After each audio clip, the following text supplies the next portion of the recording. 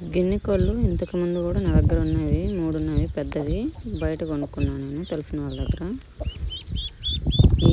ఈ బాతు పిల్లలు గిన్నె కోళ్ళు రీసెంట్గానే తీసుకున్నాను అనమాట. ఆ పాత ఒకటిని కుక్కలు అటాక్ చేసి పాపం సరౌండ్ చేసి వర్షం పడ్డప్పుడు బురదలో పరిగెత్తలేకపోయినప్పుడు పట్టేసుకున్నాయి 3.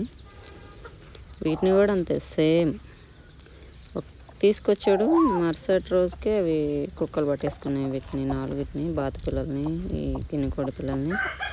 ఇంకా అందుకే అప్పటి నుంచి ఇంకా కుక్కలు అటాక్ చేస్తాయని అన్నిటిని నైట్ జాగ్రత్తగా దాచిపెట్టాలి. ఈ గిన్నె కోళ్ళు ఉంటే చాలా సెక్యూరిటీ ఉన్నట్లే. ఎందుకంటే అవి ఏం జరిగినా, కొత్త మనుషులు వచ్చినా, బర్రెలు వచ్చినా, కుక్కలు వచ్చినా, పాములు వచ్చినా, లేకపోతే కోళ్ళు కొట్టుకుంటున్నా కానీ ఒకటే అరుస్తాయి అన్నమాట. మనం వాటి దగ్గరికి వెళ్ళి అక్కడ ఏం జరిగింది మనం వాటిని అబ్జర్వ్ చేసి మనం ఫైండ్ అవుట్ చేసినంతవరకు అవి అరుస్తూనే ఉంటాయి అన్నమాట. చాలా సేఫ్టీ అవి ఉంటాయి. కానీ కుక్కలు మాత్రం వాటిని ఎందుకన్నా త్వరగా అటాక్ చేసేస్తాయి. ఎక్కడున్నా వాటిని ముందు పట్టేసుకుంటాయి అవి.